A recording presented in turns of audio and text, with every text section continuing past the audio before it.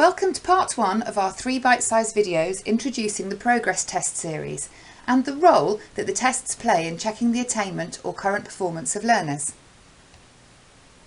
In this video, we'll investigate what the progress tests are and how they're administered. In the second video, we'll look at what standardised tests are, why to use them and how they work with your knowledge of the learner. In the third and last video, we'll have a look at the progress test reports and how they can help you. First, let me tell you a little about GL assessment. Our expertise in assessment has been gained from decades of working with schools and teachers, not just in the UK but internationally as well. Our aim is to provide you with data that will help you to enable every child to realise their full potential in the classroom by taking into account their ability to achieve, their current attainment and any barriers to learning. We work with expert partners including universities and leading educational research institutions to ensure that our assessments are the most rigorous and academically sound, and also that they're in line with current best practice in education. Our assessments are also widely used by the Education Endowment Foundation to measure the impact of their intervention research. Everything that we do, from assessment tests to the service and support we provide, is informed by what school leaders tell us they need and by an understanding of the realities of teaching today. The Progress Test series looks at attainment, so where students are in terms of knowledge and understanding of the curriculum. It's a once-a-year progress measure used at the end of the academic year.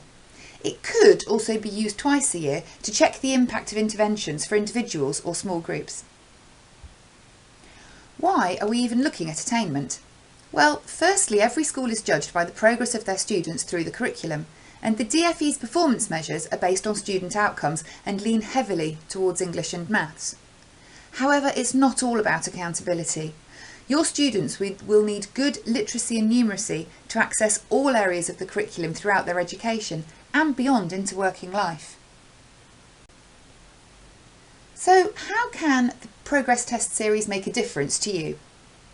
Well, curriculum area analysis directly helps you to deliver personalised learning, from providing extra support to setting more challenging targets. As tests and reports are set within the context of national benchmarks, your assessments and recommendations have a sound basis, making discussions with students, parents and governors more productive. You can easily identify where specific cohorts are excelling or underperforming, helping you to plan future teaching and learning strategies.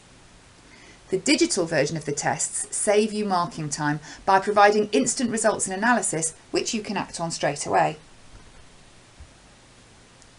And how does the Progress Test series information fit with other performance information held within schools? The PT series are normally once-a-year assessments that supply information on a learner's performance referenced to national levels of performance. This isn't something easily done in the normal day-to-day assessment in the classroom. So they don't replace the vital and normal assessment done within school.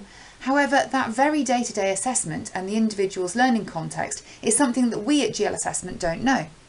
The bringing together of these different types and sources of information helps teachers see the clearest picture of their learners' strengths and weaknesses. It can also be used twice a year to support and monitor individual interventions and teacher planning. Now, let's have a look at the practical side.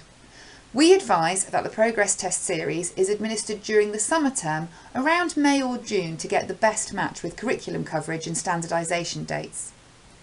The tests can be taken on computers or on paper. Note that age 5 and 6 Progress Test in English and Progress Test in Maths are only available for paper delivery. As the data is robust, it supports feedback and planning discussions with senior leaders, pupils and parents. And here's how it works. The English and Maths tests look at understanding of the curriculum in yearly chunks from age 5 to 14. The transition test, or 11T, is a bit different. It's done at the start of secondary school and looks back at the whole of the Key Stage 2 curriculum, acting as a secondary baseline.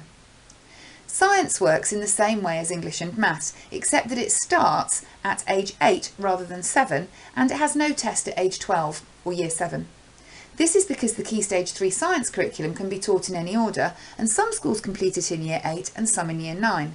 So the Key Stage 3 progress test is taken at the end of the key stage, whether that's year 8 or year 9, rather than in yearly chunks like Maths or English.